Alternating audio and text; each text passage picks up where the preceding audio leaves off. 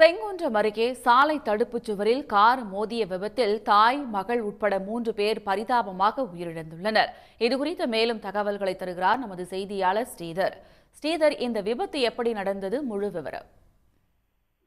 நிச்சயமாக திருவள்ளூரை சேர்ந்த தம்பதியர் ஜெயவேல், உஷாராணி. இவர்களுக்கு சாய் மோஹித் மற்றும் சாய் மோனிஷா என்ற இரட்டை குழந்தைகள் உள்ளனர்.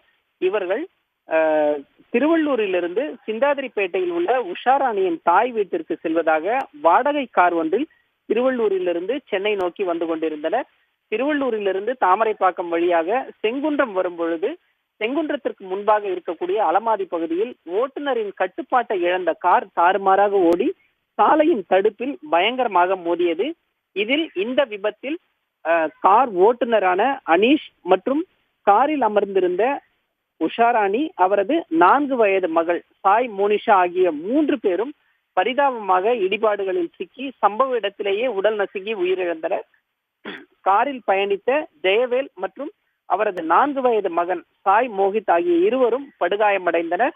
இது குறித்து அப்பகுதி மக்கள் அளித்த தகவலின் பேரில் சம்பவ இடத்திற்கு வந்த செங்குன்றம் போக்குவரத்து புலனாய்வு போலீசார் கார் இடிபாடுகளில் சிக்கியிருந்த ஜெயவேல் மற்றும் அவரது 4 வயது மகன் ஆகிய இருவரையும் உடனடியாக மீட்டு அருகில் உள்ள தனியார் மருத்துவமனையில் சிகிச்சைக்காக அனுமதித்தனர்.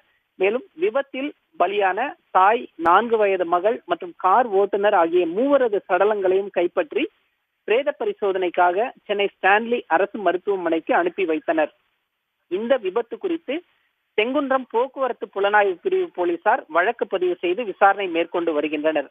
கார் ஓட்டுநரின் கட்டுப்பாட்டை இழந்து சாலை தடுப்பில் மோதி தாய் மற்றும் 4 வயது மகள் உட்பட 3 பரிதாபமாக உயிரிழந்த சம்பவம் அப்பகுதியில் பரபரப்பையும் சோகத்தையும் ஏற்படுத்தியுள்ளது. உடனுக்குடன் செய்திகளை தெரிந்து கொள்ள சன் நியூஸ் பெல் ஐகானை கிளிக் பண்ணுங்க.